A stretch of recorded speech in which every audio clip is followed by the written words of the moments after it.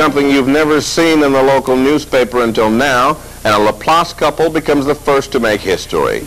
Their union is the first same-sex marriage to make the living section of the Times-Picayune. Beginning today, the paper began accepting announcements for gay commitment ceremonies or weddings. That comes on the heels of the U.S. Supreme Court's decision that overturns the Texas sodomy law, which in turn throws out a similar law in Louisiana that was on the books for 200 years. And across the border in Canada, gay marriages became legal just last month. Ironically, it was an article in the Times-Picayune that prompted this local couple to travel north and tie the knot. Everybody knows, and certainly after the newspaper, they certainly do now. Tim Montz and Jon Graham are a legally married couple, at least in Canada anyway. After more than 25 years together, they traveled to Toronto 2 weeks ago and exchanged vows. And like most newlyweds, they have the pictures, the rings, and... Look at that. I still can't believe it. The wedding announcement. And this also becomes the first announcement of its kind to make the pages of the Times-Picayune. I ran out and got the newspaper from the yard and opened it up, came back in and said, "Tim, it's there." And he said, "You're kidding." I said, "No, it's really there." He got up and went out and bought 10 copies of the newspaper.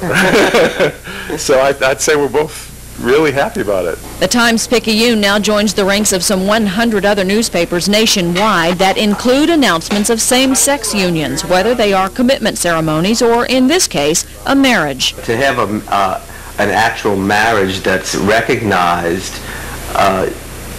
galvanizes the commitment we have to each other. But the new policy at the paper isn't sitting right with everyone. I was, like I believe most Christians, were appalled and shocked and dumbfounded. Reverend Grant Storm is a Christian conservative who says this, along with the recent legislation of gay weddings in Canada and the U.S. Supreme Court throwing out the Texas sodomy law, paves the way for gay marriages in this country. They should be afforded the same rights. But marriage and these type of announcements are privileges. We're not asking for anything special. We just want to have the same privileges that other married couples have.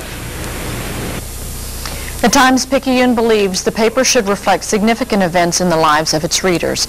Editor Jim Amos says, quote, "This change recognizes an important celebration for our gay readers, their families, and friends," end quote.